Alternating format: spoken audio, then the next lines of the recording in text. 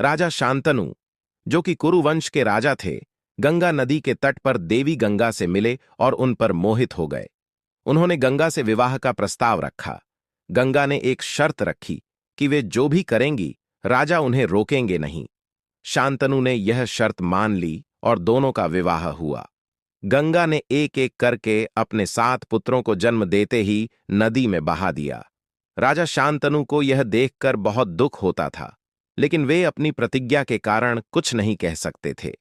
जब 8वां पुत्र हुआ तो राजा ने गंगा को रोक लिया।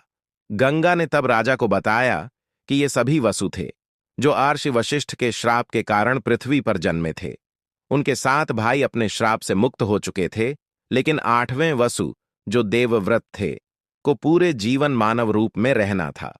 इसके बाद गंगा अपने पुत्र को लेकर चली गई और उसे शस्त्र विद्या, वेद शास्त्र और नीति का ज्ञान देने के बाद कई वर्षों बाद राजा शांतनु को सौंप दिया।